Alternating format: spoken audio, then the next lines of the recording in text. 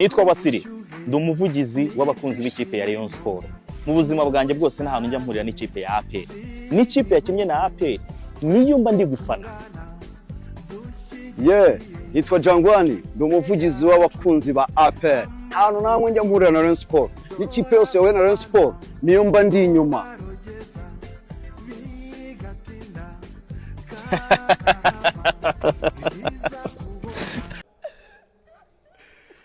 None turatsinzwe tubaye abanyuma. Wowe ndese twebwe APR. Hasohotse official statement ya ekipe ya APR ko Jangwani ari umuvugizi w'abafana ba Club Jandi. Nyereka official statement ya sohotse ya ekipe ya Sport. Uri umunyamakuru nari gana umunyamakuru ko Wasili ari umuvugizi w'abafana. Ni uyinyereka ndasoka muri studio. Ubundi uyu ni umuhuriga. Izi ntambara ubundi Sarupongo. Ubundi ninjye wabubashye. Izi ntambara Sarupongo yari yarazasezabye z'abahuriga. Uyu nta official statement nimwe ya ekipe. Niwe watubashye. Buretse ndakomeza nkubwira. Icyo ni icyambere. Ndimo ndaganira n'umuntu utari kuri level yanjye. Ibyo yavuze byo nibyo. Njyewe official ndi umukozi wa ekipe iranze official statement yarasohotse. Nta official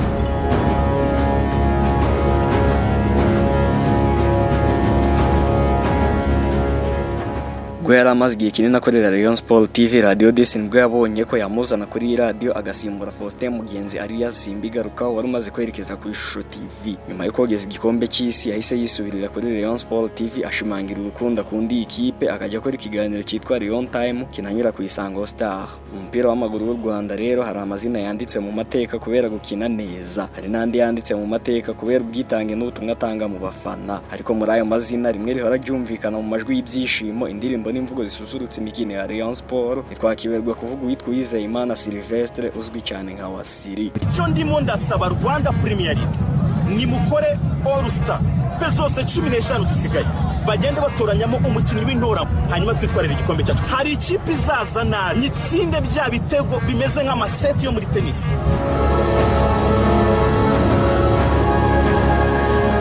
Izina Wasili ryamenyekanye mu bafana b'iyi kipe ya Gikundiro nk'izina ry'umugabo udasanzwe mu kugaragaza urukundo rudasanzwe afitiye Rayon Sport. Amazina ye nyakuri ni Uwizeyimana Sylvestre, umunyamakuru wakunzwe cyane ku maradiyo nka Radio Disi aho yakundaga gutambutsa ibiganiro bijyanye n'umupira w'amaguru. Nyuma yo gukorera rero iyi radio igihe kinini n'ibindi bitangazamakuru binyuranye, Wasili yahisemo gukururwa n'urukundo yakundaga Rayon Sport kugeza ubwo yafashe umwanzuro wo kuyijyamo byeruye abumwe mu bavugizi b'abafana b'iyi kipe. APRFC iyi nayo ni ikipe ifite amateka akomeye cyane mu mupira w'amaguru w'u Rwanda. Kuyivugira ni inshingano ikomeye kuko bisaba guhuza abantu bafite ibitekerezo bitandukanye ariko bakundira ikipe imwe. Mugisha Frank uzwi cyane ku izina rya Jangwani yinjiye mu ruhando rw'abafana nk'abandi bose, ariko yari umusore ufite inzozi zo kubaka isura nshya y'umupira w'amaguru w'u Rwanda. Ariko uko imyaka yagiye ihita byaje kugaragara ko atari umufana usanzwe. Yari afite impano yo kuvuga, gushishikariza abantu no guhuza imbaga. Iyo yavugaga abafana benshi baramwumviraga, abato n'abakuru bagafatwa n'umuriro w'umunezero. Nuko izina rye rero ryatangiye kumenyekana cyane mu bafana ba APRFC nk'umuntu ushobora guhuriza hamwe ijwi ryabo bose.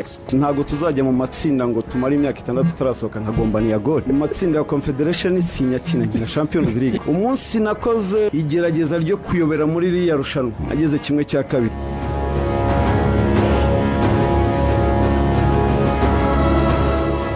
Abagabo bombi rero Yabo, Wasili na Jangwani ni naho tugiye kugarukaho mu kiganiro cyacu DVS. None rero ikibazo ni kimwe, wewe wemera Jangwani kuri hashtag ya Club Giant cyangwa wemera Wasili kuri hashtag ya 11 n'abazungu wagendeye kuri hashtag kugeza naho bikozemo indirimbo? Mu by'ukuri hagati y'aba basore bombi Ninde, Urenze ni bantu ki muri rusange? Wasili na Jangwani, who is the best?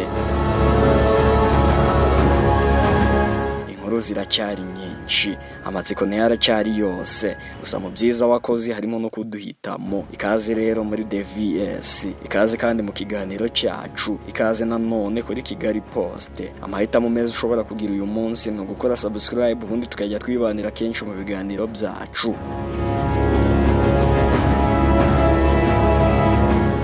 gihe abandi bafana bagira amakipe bakunda, kuri Wasili Rayon Sport ni nk'umuryango, ni ubuzima, ntajyahisha amarangamutima ye. Iyo Rayon Sport itsinze niwe ugaragara mu bari imbere mu byishimo, nitsinzwe ariko niwe uboneka atabara n'ijambo ry'ihumure. Mu magambo ye bwite yigeze kuvuga ati Rayon Sport si ikipe, ni uburyo bwo kubaho, kwikunda si ibintu umuntu ahitamo, ahubwo ni ikintu kiba mu maraso. Uyu mwuka w'urukundo rero n'ubwitange wamuteye kwandika no gushyira hanze indirimbo ye yise 11 n'abazungu, yibutsa abafana uburyo abakinnyi b'ikipe bafite umurava n'ubutwari nk'abanyamahanga b'imbaraga. Iyo ndirimbo rero yahise yakirwa neza cyane, ikaba yarahindutse imwe mu ndirimbo zishushanya umufana wa Rayon Sport. Uko imbaraga ze zikwirakwira mu bafana ni nako n'umwanya we wakomeje kuzamuka. Wasili ni umuvugizi w'abafana ba Rayon Sport, umwanya usaba gukunda ikipe, guhuza abantu no gukemura amakimbirane hagati y'amatsinda y'abafana. Muri icyo gikorwa yagiye yerekana ko atari umunyamakuru gusa, ahubwo ari umuhuza w'abakunda iyi kipe, ariko nanone akaba afite imitekerereze itandukanye. Yagiye avugira mu bitangazamakuru bitandukanye yibutsa abafana ko gukunda ikipe mu buryo bwiza ari byo byiza rwose, kutavanga politike n'umupira no kwirinda urugomo mu mikino.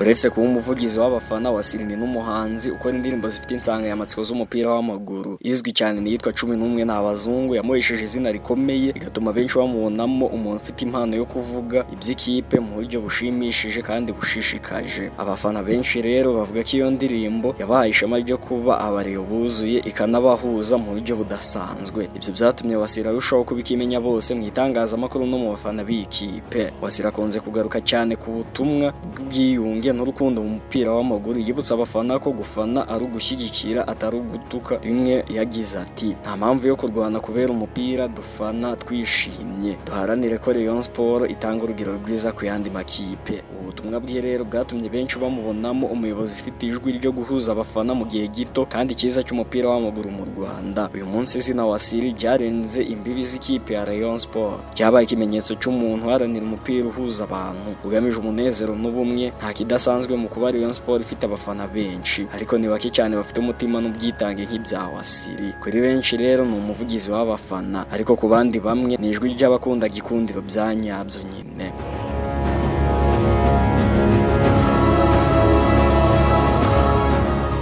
Umupira w'amaguru w'u Rwanda rero hari abakinnyi, hari abayobozi, hari n'abafana bahindutse ibirangirire kubera imbaraga n'amarangamutima n'ubwitange batanga. Muri abo bafana izina Jangwani rizwi nk'izina ry'ijwi ry'abafana ba APR FC, rirazwi cyane rwose. Uyu ni Mugisha Frank, umuvugizi w'abafana ba APR FC, umuntu wakunzwe cyane, wanakemanzwe ariko utarigeze acogora mu kugaragaza urukundo rwe rwimbitse kuri iyi kipe y'ingabo z'igihugu. Jangwani yabaye umuvugizi w'abafana ba APR FC, inshingano yamufashije kuba hagati y'ubuyobozi bw'ikipe n'abafana. Yagize uruhare rukomeye mu gushishikariza abafana kuza ku bibuga, mu gutegura ibirori n'ibikorwa by'urukundo bigamije gushyigikira ikipe, ndetse no mu gukemura amakimbirane yagaragaye hagati y'amatsinda y'abafana. Abamuzi bavuga ko afite imvugo y'ubushishozi, ariko kandi akaba umuntu udakunda guhisha ukuri. Iyo APR FC itsinzwe avuga uko bimeze atarya indimi, niyo itsinze niwe ubanza imbere mu byishimo.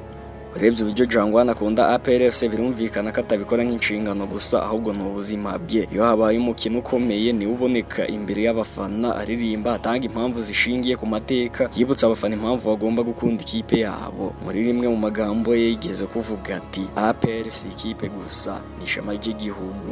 Uyu ni umuryango wubatse mu mateka y'u Rwanda, umupira no mu buzima bw'abanyarwanda.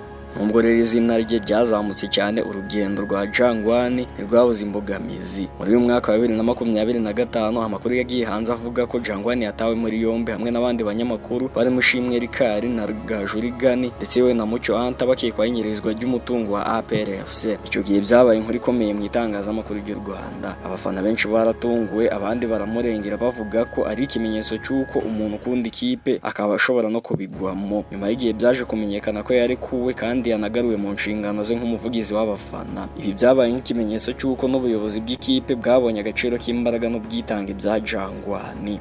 Nyuma yo gusubizwa mu nshingano, Jangwani yatangaje ko yiteguye gukorera neza abafana kurusha mbere. Aha rero yagize ati nabaye nk'ukubiswe ariko sinigeze mva ku ikipe. Abafana nibo mbaraga zacu, tugomba kubahuriza hamwe tukubaka APR y'ejo heza kandi hazaza. Nyuma yaho yagaragaye mu bikorwa byo gushishikariza abafana gutera inkunga ikipe yayo no kuyijya inyuma mu mikino ya CAF Champions League, ndetse yewe no kugarura icyizere cy'abafana bari baracitse intege. Uyu munsi izina Jangwani ryabaye nk'ikimenyetso cy'umufana udacogora n'umuntu wiyemeje kuba ijwi ry'abafana utavugira mu nyungu ze bwite ahubwo ari mu nyungu z'ikipe. Abafana benshi bamubonamo urugero rw'umuntu uharanira ubwiyunge n'umunezero mu mupira w'amaguru, kandi nubwo yahuye n'ibigeragezo byamubereye urufunguzo rwo kurushaho gukomera. Mu mateka y'umupira w'u Rwanda rero abafana bagira uruhare rukomeye mu gushishikariza amakipe yabo, ariko muri abo bafana hari bake bagira ubushobozi bwo guhinduka ibirangirire bagahagararira imbaga ya bose. Jangwani rero ni umwe muri abo, ni n'umuntu wavuganye n'abafana mu byishimo no mu bihe bikomeye, uharanira gushyira imbere APR FC ku isonga. Kuri benshi ni umuvugizi w'abafana ba APR, ariko kuri bamwe ni umuyobozi w'umutima, umuntu wagaragaje ko gufana atari uguhubuka ahubwo ari urukundo n'ubwitange n'ubumwe. Twarebye byinshi ku buzima bw'aba bagabo bombi, Yabo, Wasili na Jangwani, ariko se muri make Ninde urenze? Who is the best? Iki ni ikibazo gikomeye kandi kibazwa na benshi cyane rwose, kuko Wasili na Jangwani bombi ni abantu bafite amateka akomeye mu mupira w'amaguru w'u Rwanda, cyane cyane ku ruhando rw'abafana b'amakipe manini ariyo Rayon Sport na APR. Ariko kugira ngo dusubize neza tugomba kureba neza ibintu bine by'ingenzi. Icya mbere ni ibyo bakoze, icya kabiri ni uburyo bavugwa, icya gatatu ni ubutumwa batanga, icya kane ni ingaruka bafite mu bafana. Aha rero reka tubisesengure kimwe ku kindi. Reka duhere ku byo bakoze, the achievements. Wasili cyangwa Uwizeyimana Sylvestre, uyu yahoze ari umunyamakuru ukomeye kuri Radio DC, yakoze indirimbo yitwa 11 n'abazungu, yatumye abafana ba Rayon Sport bakunda ikipe kurushaho. Yabaye umuyobozi w'abafana bayo akanabahoza mu buryo bwiza kandi butuje. Yubatse isura nziza mu bafana b'imico myiza. Ni mu gihe Jangwani cyangwa Mugisha Frank we ari umuvugizi w'abafana ba APR, ikipe y'ingabo ifite amateka y'ubutwari. Yabaye rero ikirangirire mu gususurutsa abafana no kubashishikariza. Yahuye n'ibibazo bikomeye nk'ifungwa ry'agateganyo, ariko agahaguruka agakomeza inshingano ze. Yakomeje gushyigikira ikipe mu bihe bikomeye n'ibyiza. Icyo bivuze rero nuko Wasili yubatse izina mu byitonzi n'ubutumwa bwiza, naho Jangwani we akamenyekana cyane mu mbaraga, intarumikwa n'ubwitange budasanzwe mu bikorwa bifatika byo kubaka isura nziza y'abafana. Wasili ararusha Jangwani rwose, ariko mu mbaraga no mu gususurutsa abafana Jangwani amurusha imbaraga n'ishyaka. Icya kabiri rero ni uburyo bavugwa mu itangazamakuru. Wasili akunzwe kuvugwa cyane nk'umuntu wubashywe, unyangamugayo kandi ufite ijwi ry'ubwitonzi. Ntacyo yigeze avugwaho mu buryo bubi cyangwa se ibibazo by'amategeko. Abafana bamufata nk'umuhuza utavanga amarangamutima n'ubuyobozi. Jangwani we akunze kuvuga cyane, rimwe na rimwe mu buryo bushamaje. Yigeze gufungwa akekwaho kunyereza umutungo w'iyi kipe ya APR nubwo yaje kumurekura. Afite rero abamukunda cyane n'abamurwanya cyane, bivuze ko ari umuntu utajya hagati. Mu buryo rero bwo gucunga isura y'umuvugizi, Wasili afite amahoro menshi kurusha Jangwani, ariko Jangwani we afite impact nyinshi, nyine ni za ngufu zo kuvugaho cyane kurusha Wasili. Icya gatatu ni ubutumwa batanga. Wasili ashishikariza urukundo, ubumwe no gufana mu mahoro. Avuga mu magambo yuje ubwitonzi n'ubushishozi. Afite impano yo guhuza abantu mu buryo bwiza. Jangwani we ashishikariza ubwitange, ubushake no kurwanira ishema ry'iki. Akunze gukoresha imvugo zikomeye zishishikariza abafana kwitanga, rimwe na rimwe zikaba zifite n'imbaraga nyinshi cyane rwose. Mu gihe Wasili we rero afite ubutumwa bw'umutuzo n'icyerekezo, Jangwani we afite ubutumwa bw'imbaraga n'ishyaka. Icyanyuma rero ni ingaruka ku bafana b'ikipe. Bose nyine bavugira amakipe akomeye, ariko se nyine nuhe muntu uvuga ibintu bikaze ku buryo nyine bigira ingaruka ku bafana b'ikipe ye zaba nziza. Wasili yazamuye isura nziza ya Rayon Sport mu itangazamakuru. Indirimbo ye yuje amagambo ye n'imyitwarire ye byatumye abafana benshi bahindura imyumvire. Ni umuntu Rayon Sport ishobora gushyira imbere nka ambasaderi wayo. Jangwani we yazanye impinduka mu bafana ba APR, yabakanguriye kugaruka mu kibuga, gukora ibikorwa byo gushyigikira ikipe. Ariko nanone ibibazo byamugaragayeho byagize ingaruka ku isura y'ikipe mu gihe gito. Mu byitonzi, imico n'ubutumwa n'isura y'ijambo, Wasili niwe uri imbere rwose. Mu mbaraga, ishyaka n'ijwi rikomeye mu bafana nk'uko nyine bikunze no kuranga ikipe ya APR, Jangwani we ari imbere cyane rwose. Ariko niba tuvuga urenze mu buryo bwuzuye, ufite isura nziza, icyubahiro n'uruhare mu gufasha ikipe ye kumenyekana neza, icyo gihe Wasili niwe uri imbere rwose. Twe rero ntituza kongera impaka cyangwa ngo tuzigabanye mu badukurikiye. Tuguha byinshi mu byo washingiraho nawe ugereranya, ubundi nawe ukaba ufite umwanya uhagije wo kutubwira uko ubyumva aho hasi muri komenti.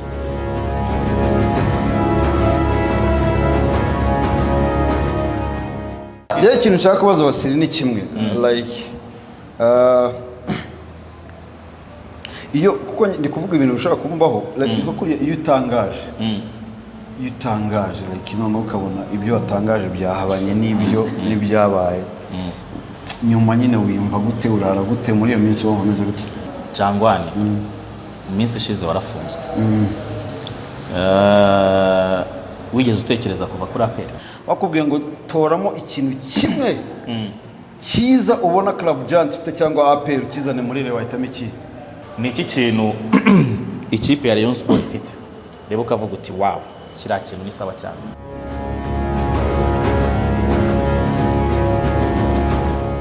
nuko nsoje rero wiyumviye byinshi utaruzi kandi byari ngombwa ko bimenya ngaho kora subscribe funguwe n'inzogera ubundi tujye tubana kenshi mu biganiro byose bicukumbuye binyura kuri Kigali Post reka nshimire we tubana buri munsi mu biganiro byacu ibitekerezo byawe byose ubishyiraho hasi mu mwanya w'icyubahiro muri comment naho njye ubundi mu busanzwe nitwa The Green ibyiza byinshi byo mbifuriza